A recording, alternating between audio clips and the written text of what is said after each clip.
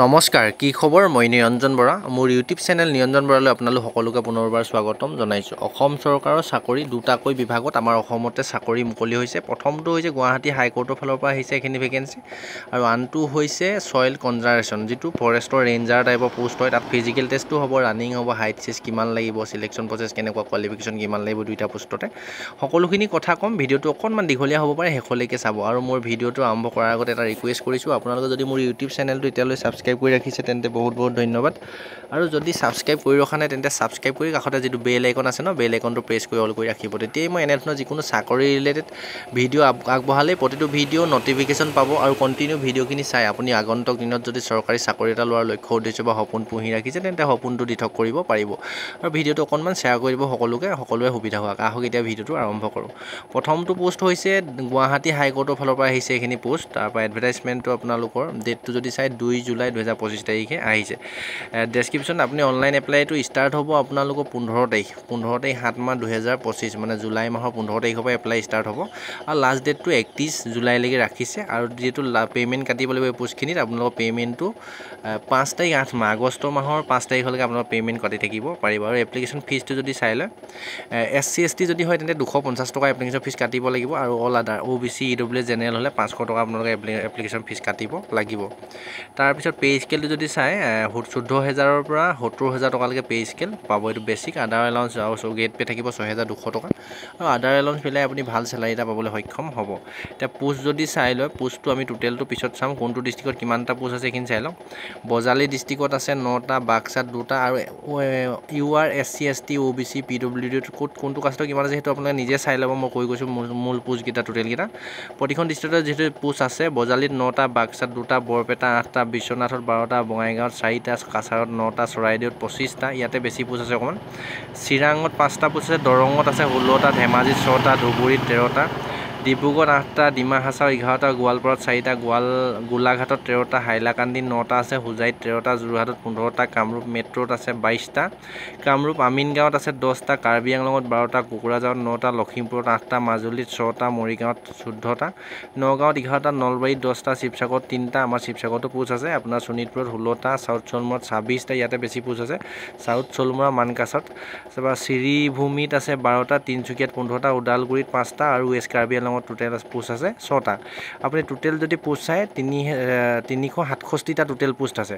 আৰু caste wise পোষ্টখিনি এইখিনি আপোনালোকে মোৰ ডেছক্ৰিপশ্যনত যি টেলিগ্ৰাম চেনেল লিংক আছে তাতে দি থ'ম অফিচিয়েলি জাৰি হোৱা নটিচটো আপোনালোকে নিজে গৈ চাই ল'ব কোনটো কাষ্টৰ কিমান পোষ্ট আছে। তাৰপিছত আগলৈ চাই লওঁ ইলিজিবিলিটি কণ্ডিশ্যনটো মই আপোনাক লাষ্টলৈকে দেখাই দিম। আপোনালোকে এইখিনি পোষ্টৰ কাৰণে এজ লিমিটটো চাই লওঁ 18 বছৰৰ পৰা 40 বছৰলৈকে পাৰিব। OBC MOBC হ'লে আপোনালোকে 43লৈকে পাৰিব আৰু SC ST হ'লে 45 বছৰলৈকে, PWD হ'লে 50 বছৰলৈকে আপোনালোকে এপ্লাই কৰিব পাৰিব।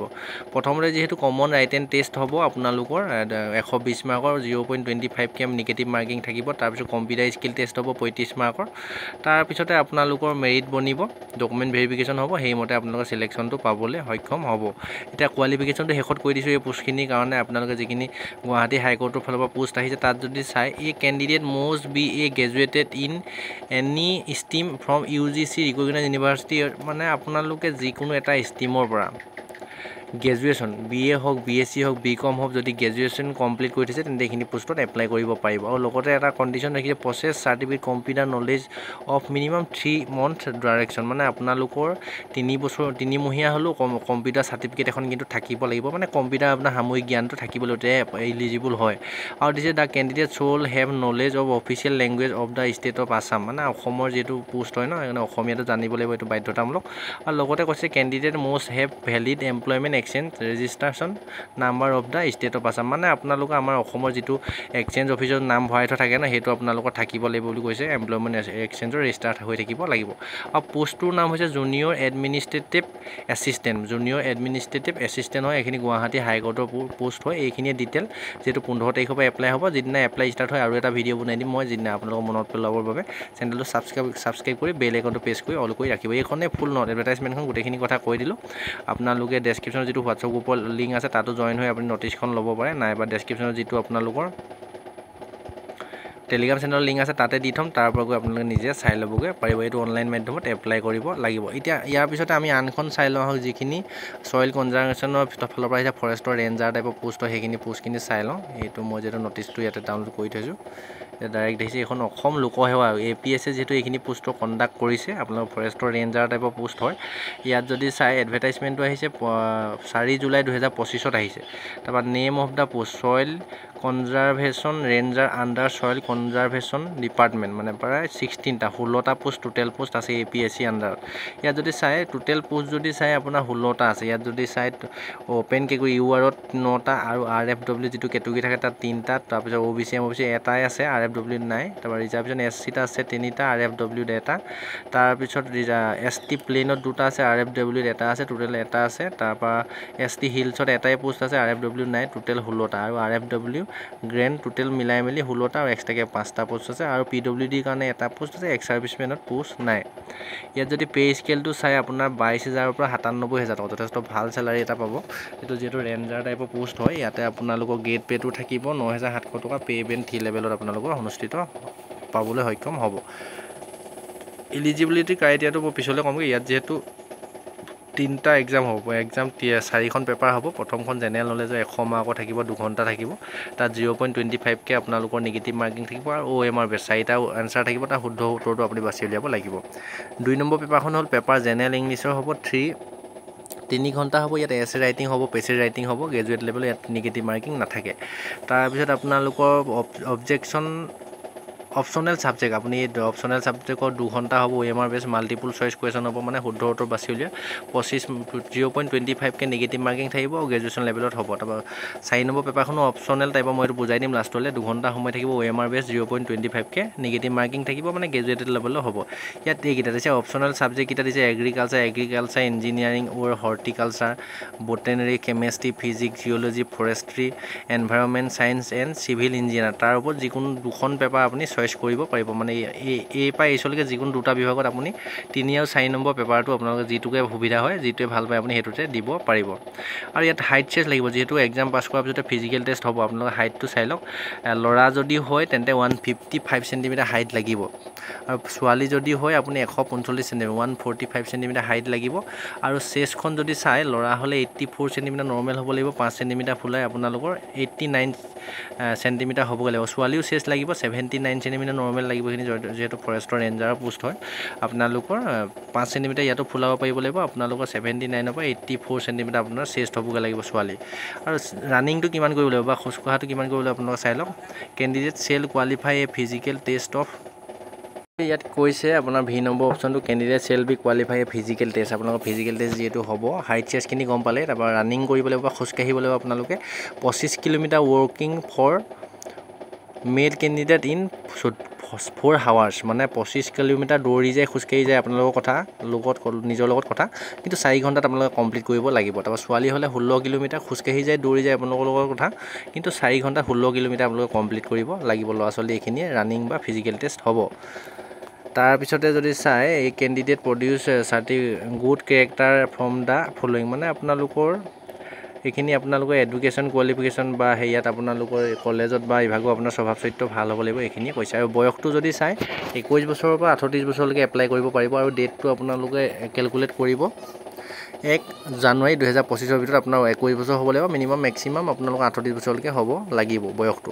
আৰু লগত SC ST OBC MOBC আপোনালোকৰ এই ৰিলেক্সেশ্যন আছে। SC ST হ'লে 5 বছৰ প্লাছ কৰিব 43 ইয়াৰ্ছলৈকে, OBC হ'লে 41লৈকে আপোনালোকে এপ্লাই কৰিব পাৰিব। এক্স চাৰ্ভিচমেন হ'লে 50 বছৰলৈকে, PWD হ'লে 50 বছৰলৈকে আপোনালোকে এপ্লাই কৰিব পাৰিব।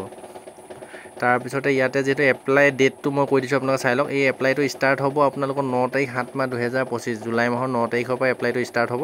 আৰু লাষ্ট ডেটটো হ'ল 9 তাৰিখ 8 মাহ 2025, আপোনাৰ আগষ্ট মাহৰ 9 তাৰিখলৈকে আপোনাৰ সম্পূৰ্ণ 1 মাহ এপ্লাই কৰিব পাৰিব। Last date of application fee, আপোনাৰ এপ্লিকেশ্যন ফিজটো 9 তাৰিখ 10 11 তাৰিখলৈকে আপোনালোকে দি থাকিব পাৰিব আগষ্ট মাহৰ। তাৰপৰা জেনেৰেল হ'লে 250 টকা 47 টকা 20 পইচা, GST মিলাই আপোনাৰ 297 টকা 20 পইচা, OBC MOBC হ'লে 197 টকা 20 পইচা, SC ST PWD BPL candidate হ'লে আপুনি 47 টকা 20 পইচা এপ্লিকেশ্যন ফিজ কাটিব লাগিব। এইখিনিয়ে সিলেকশ্যন প্ৰচেছটো মই কৈছোঁ। প্ৰথমতে এক্সাম হ'ব, তাৰপিছত আপোনালোকৰ ফিজিকেল টেষ্ট, ডকুমেণ্ট ভেৰিফিকেশ্যন, যদি মেডিকেল হয় লগতে আপোনালোকৰ হৈ যাব। এতিয়া মষ্ট ইম্পৰ্টেণ্ট আপোনালোকৰ এডুকেশ্যন কোৱালিফিকেশ্যনটো কৈ দিছোঁ আপোনালোকে। এইটো যিহেতু আপোনালোকৰ ছইল কনজাৰভেশ্যন ৰেঞ্জাৰৰ পোষ্ট হয়, এইটো ফৰেষ্টৰ পোষ্ট হয়। আপোনালোকৰ এডুকেশ্যন কোৱালিফিকেশ্যনটো এতিয়া চাই লওক শেষলৈ। The candidate most have a citizen ইণ্ডিয়াৰ লগতে আমাৰ অসমৰ স্থায়ী বাসিন্দা হ'ব লাগিব। আপোনাৰ এমপ্লয়মেণ্ট এক্সচেঞ্জত নাম থাকিব লাগিব। আমাৰ অসমৰ যিটো এক্সচেঞ্জৰ কাৰ্ড থাকে না, সেইটো আপোনালোকৰ থাকিব লাগিব। নাই যদি আপোনালোকে সোনকালে কাৰ্ডত নামটো ভৰাই লওক। এডুকেশ্যন কোৱালিফিকেশ্যনটো কৈছে the candidate passed bachelor degree science from any gov recognise, মানে আপুনি যদি ছায়েন্সৰ পৰা BSc যদি পাছ কৰিছে এই পোষ্টখিনিৰ কাৰণে এপ্লাই কৰিব পাৰে। তাত কিন্তু BScত আপোনালোকৰ physics, chemistry, botany, geology, forestry, environment science of the one of the subject, মানে যিকোনো এটা ছাবজেক্টৰ এটা হ'লেও থাকিব লাগিব। আপোনাৰ যিহেতু ছায়েন্সৰ পৰা যদি পাছ কৰে বা BSc যদি পাছ কৰে, এইকেইটা ছাবজেক্ট থাকিব। এনভাইৰনমেণ্ট ছায়েন্স বা ভোটানী, জিঅ'লজি, ফৰেষ্ট্ৰি, কেমেষ্ট্ৰি, ফিজিক্স, যিকোনো এটা ছাবজেক্ট আপোনালোকৰ থাকিবই। বা সেইটো কোৱালিফিকেশ্যন নাই যদি আপুনি bachelor degree in agriculture engineering, civil engineering from any gov recognise university, মানে আপুনি যদি ইঞ্জিনিয়াৰিং ডিগ্ৰী যদি এগ্ৰিকালচাৰত কৰি থৈছে, এগ্ৰিকালচাৰ ইঞ্জিনিয়াৰিং যদি কৰি থৈছে, তাৰপিছত এগ্ৰিকালচাৰত যদি কৰি থৈছে বা ইঞ্জিনিয়াৰিং ডিগ্ৰী যদি চিভিল ইঞ্জিনিয়াৰত যদি কৰি থৈছে, আপুনি এনেধৰণৰ বেচিলাৰ ডিগ্ৰী যদি কৰি থৈছে, তেতিয়াও আপুনি এইখিনি পোষ্টত ইলিজিবল হয় বা এপ্লাই কৰিব পাৰিব। এইখিনি গোটেইখিনি কথা বুজাই দিলোঁ আপোনালোকৰ। যেতিয়া এপ্লাই ষ্টাৰ্ট হয় তেতিয়া পাৰোঁ যদি আৰু এটা ভিডিঅ' বনাই দিম। আপোনালোকে চেনেলটো ছাবস্ক্ৰাইব কৰি বেল আইকন প্ৰেছ কৰি অল কৰি ৰাখিব, যিহেতু এতিয়ালৈকে এপ্লাই ষ্টাৰ্ট হোৱা নাই। এইখিনিয়ে ডেছক্ৰিপশ্যনতে হোৱাটছআপ গ্ৰুপৰ লিংক, টেলিগ্ৰাম চেনেলৰ লিংক, ইনষ্টা ID, ফেচবুক পেজৰ লিংক গোটেইখিনি দিয়া আছে। মোৰ লগত যদি জড়িত হৈ থাকিব বিচাৰে তেন্তে ছাবস্ক্ৰাইব ফ'ল' কৰি ৰাখিব। আগলৈ এনেধৰণৰ গুৰুত্বপূৰ্ণ ভিডিঅ'সমূহ পাই থাকিবৰ বাবে। এইটো যিহেতু যথেষ্ট হাই কোৱালিফিকেশ্যন লাগে, বেছি লাগে, আপোনাৰ যিমান লগৰ বন্ধু বান্ধৱী দাদা বাইদেউ যিমান আছে সকলোলৈকে শ্বেয়াৰ কৰিব।